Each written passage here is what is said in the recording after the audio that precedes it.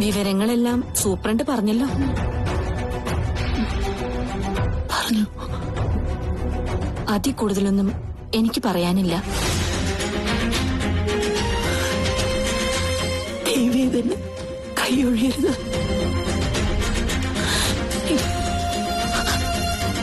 പണമില്ലാതെ തിരിച്ചു പോകാൻ പറ്റില്ല.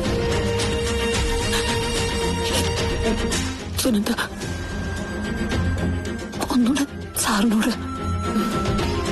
ഇതൊക്കെ എന്നോട് പറഞ്ഞിട്ട് ഒരു കാര്യമില്ല. രോഗിയാണെന്നുള്ള വിവരം നിങ്ങൾ മറച്ചു വെച്ചിട്ടല്ലേ? നിങ്ങൾ എന്താണ് വിചാരിച്ചത്? നിങ്ങളുടെ കള്ളത്തരം വിശ്വസിച്ച് ടെസ്റ്റ് ചെയ്യാതെ ഞങ്ങൾ ഓപ്പറേഷൻ നടത്തുമെന്നോ? എനിക്ക് പണത്തിന് അത്ര അത്യാവശ്യമുള്ളത് കൊണ്ടാ മോളെ. അറിയാലോ, ഇന്ന് എന്റെ വീടിന്റെ ജപ്തിയാ. നിങ്ങൾക്ക് എത്ര മക്കളാണെന്ന് പറഞ്ഞേ? 4 പെൺകുട്ടികൾ. എന്നാ പിന്നെ അതിലൊരുത്തി പോയി പിടിച്ചോണ്ട് വാ. അവർക്ക് അസുഖമൊന്നുമില്ലെങ്കിലേ 5 ലക്ഷം രൂപ ഞാൻ തരാം. അല്ലെങ്കിൽ നിങ്ങൾക്ക് ഭർത്താവില്ലേ? നമുക്ക് അയാളുടെ കിഡ്നി എടുക്കാം. അല്ലാതെ വേറൊരു വഴിയും ഞാൻ നോക്കിയിട്ട് കാണുന്നില്ല. ഇവിടെ ഒന്ന് കരഞ്ഞ് ചുമ്മാ ഞങ്ങളെ കൊടുക്കാതെ പോവാൻ നോക്ക്.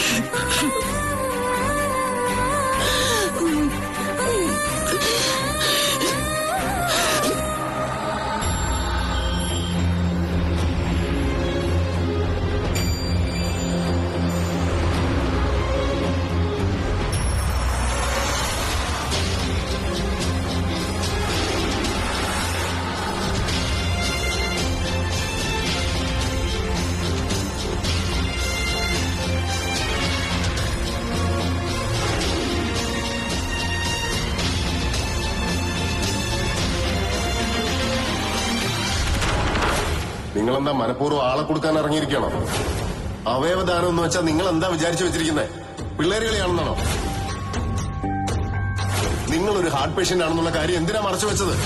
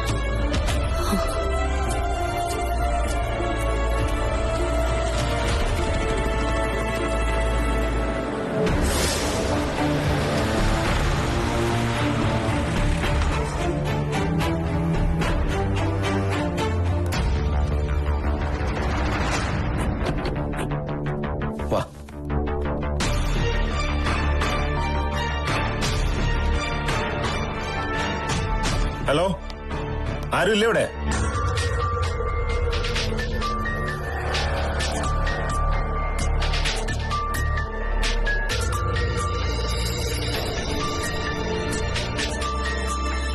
എന്താ സാർ? ജപ്തി നടപടിക്ക് വന്നതാ. ജപ്തിയോ? അതെ, നിയമപരമായിട്ടുള്ള എല്ലാ അറിയിപ്പും കഴിഞ്ഞല്ലോ. അല്ല സാർ, ക്യാഷ് അടയ്ക്കേണ്ട ലാസ്റ്റ് ഡേറ്റ് ഇന്നലെ ആയിരുന്നു. സാർ എന്തീ പറയുന്നേ? കാശ് കഴിഞ്ഞ ശനിയാഴ്ച തന്നെ അടച്ചാണല്ലോ. അടച്ചാ പിന്നെ ഞങ്ങൾക്ക് വരേണ്ട കാര്യമില്ലല്ലോ. സാർ, സാറിനെന്തോ തെറ്റിയതാ. പണം അടച്ചത് എന്റെ ഭാര്യ. എന്നാ പിന്നെ ആ രസീത് ഒന്ന് കാണട്ടെ. റസീത് അത് പിന്നെ അത് അവളുടെ കയ്യിലാ. എന്നാ അവരെ വിളിക്ക്. അവളിവിടെ ഇല്ല സാർ. അവര് വരുന്നത് വരെ കാത്തിരിക്കാനൊന്നും ഞങ്ങൾക്ക് പറ്റില്ല. ഗോപാലകൃഷ്ണ, അത്യാവശ്യ സാധനങ്ങൾ എന്താന്ന് വെച്ചാൽ പുറത്തെടുത്ത് വീട് പൂട്ടി സീൽ ചെയ്യും. Okay sir. അയ്യോ സാർ, ചതിക്കില്ലേ സാർ? സാറിനെന്തോ മിസ്റ്റേക്ക് പറ്റിയതാ. പണം ഞങ്ങൾ അടച്ചതാ, 5 ലക്ഷം രൂപ. അങ്ങനെ ഒരു പണം അവിടെ വന്നിട്ടില്ല. ഒന്നുകിൽ യതീന്ദ്രൻ ഞങ്ങളോട് കള്ളം പറയുന്നു, അല്ലെങ്കിൽ നിങ്ങളുടെ ഭാര്യ നിങ്ങളോട് കള്ളം പറയുന്നു. ഏതായാലും അടച്ച കാശിന്റെ പേരില് ബാങ്കിന് നിങ്ങളെ ചതിക്കേണ്ട കാര്യമില്ലല്ലോ. സാർ, എന്റെ ഭാര്യ കള്ളം പറയില്ല. അവള് കാശ് അവിടെ അടച്ചിട്ടുണ്ട്. യതീന്ദ്ര അങ്ങനെ വിശ്വസിക്കാനാണ് ഞങ്ങൾക്കിഷ്ടം. പക്ഷെ നിർഭാഗ്യവശാൽ പണം ബാങ്കിൽ എത്തിയിട്ടില്ല. ഞങ്ങളുടെ ജോലി ചെയ്യാൻ ദയവ് ചെയ്ത് ഞങ്ങളെ അനുവദിക്കണം. സാർ, നിങ്ങൾ വന്നേ. അല്ല സാർ, സാർ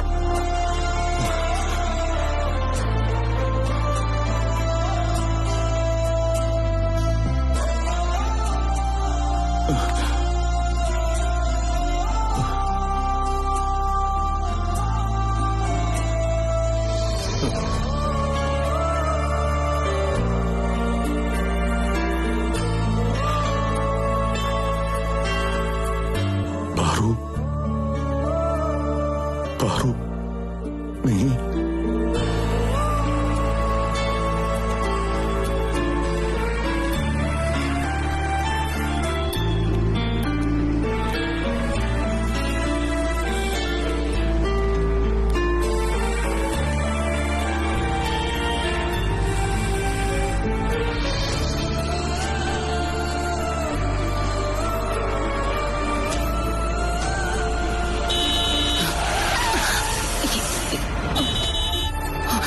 എവിടെയൊക്കെ ചേച്ചി നടക്കുന്നേ?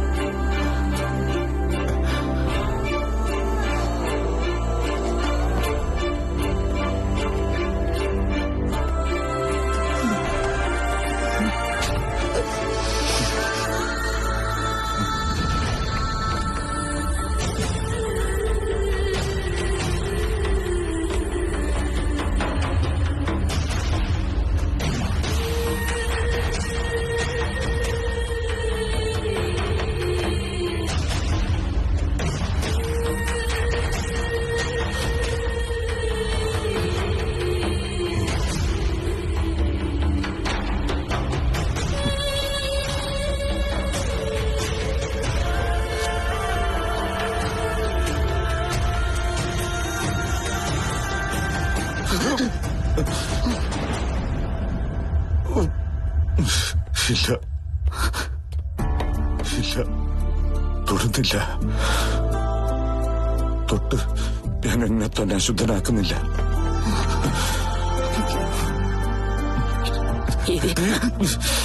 എന്തിനായിരുന്നടി എന്നോട് ഈ ചതി? ഞാൻ എന്ത് തെറ്റാടി നിന്നോട് ചെയ്തത്? വിശ്വസിച്ചില്ലേ? ഞാൻ എന്നെക്കാളും നിന്നെ വിശ്വസിച്ചില്ലേ? എന്നിട്ടും നീ എന്നോട് എന്തിനാടി? എന്തിനായിരുന്നു? ആ കാശ് നീ ആർക്കാ കൊടുത്തത്?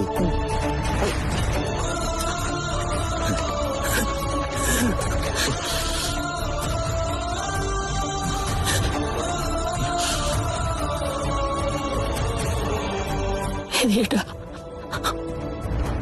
മാപ്പ്.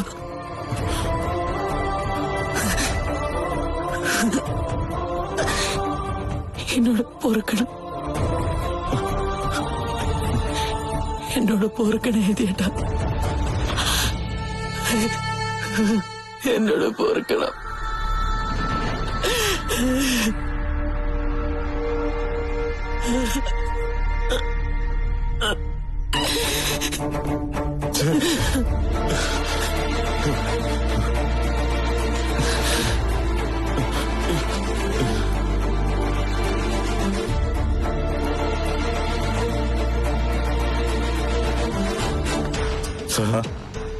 കുറച്ചു ദിവസം കൂടി ജപ്തി ഒഴിവാക്കി കിട്ടാൻ ഒരു മാർഗവും ഇല്ലേ?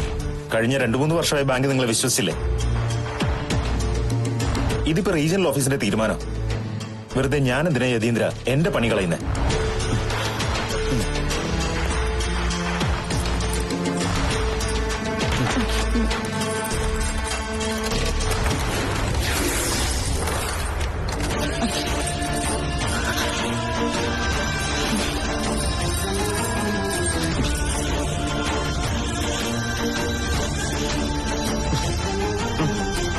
മോനെ യതീന്ദ്ര, അച്ഛനും അമ്മയും നിന്നെ വിശ്വസിച്ച ഈ കുടുംബത്തിന്റെ താക്കോൽ നിന്നെ ഏൽപ്പിക്കുന്നത്. പൊന്നുപോലെ, കണ്ണിന്റെ കൃഷ്ണമണി പോലെ നോക്കിക്കൊള്ളണം നമ്മുടെ പുത്തൻ വീട്. അമ്മേ,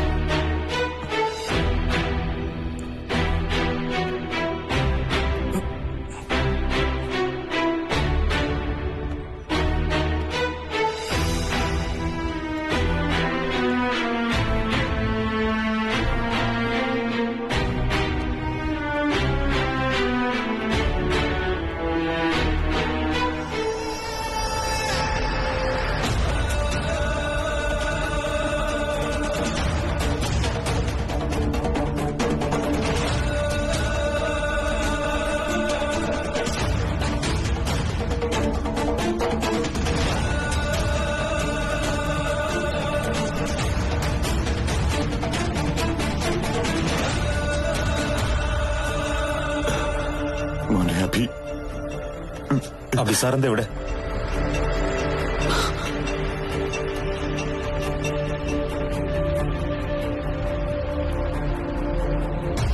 ഇതെന്റെ വൈഫിന്റെ വീടാ. അയ്യോ, അതറിയില്ലായിരുന്നു സാർ. ഈ ജപ്തി ഒഴിവാക്കണമെന്ന് പറയാനാ ഞാൻ വന്നത്.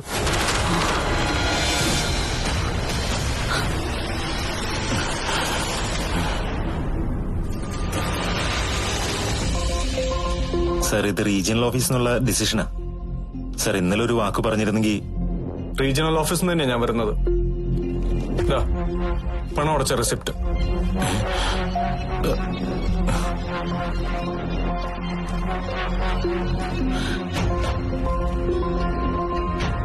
ഇനി ഈ ജപ്തി ഒഴിവാക്കല്ലോ. ആ താക്കോൽ ഇങ്ങോട്ട്. ഇതാ സാർ താക്കോൽ. എന്റെ കയ്യിലല്ല, ഇവിടെ കൊടുത്തേക്കും. വരൂ.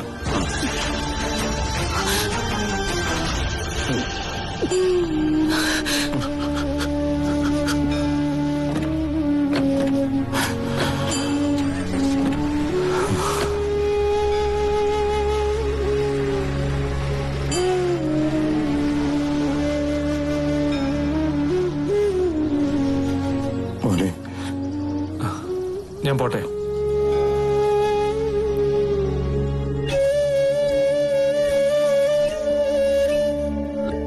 ഞങ്ങൾ എങ്ങനെയാ മോനെ എന്നോട് ഇതിന്? ഒന്നും പറയണ്ട. ഇതെന്റെ കടമയല്ലേ.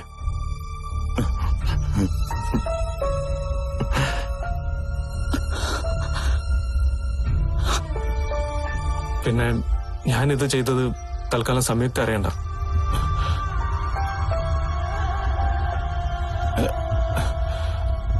അതെന്താ മോനെ? അത് വേണ്ട. അല്ല, ഈ വിവരം എങ്ങനെയാ മോൻ അറിഞ്ഞത്? അറിഞ്ഞു.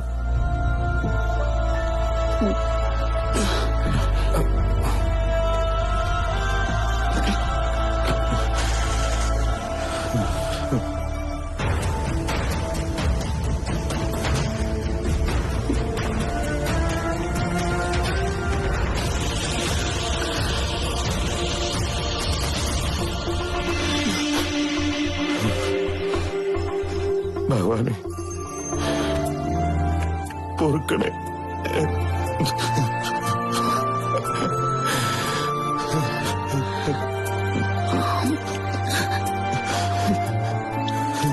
ഇതേട്ടാ,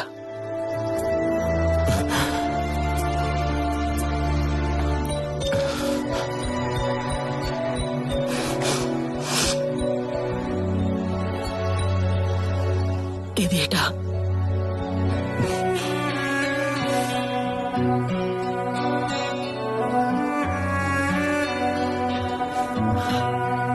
മാപ്പ് മാപ്പ്. അരുത്, നീ എന്നോട് മാപ്പ് പറയരുത്.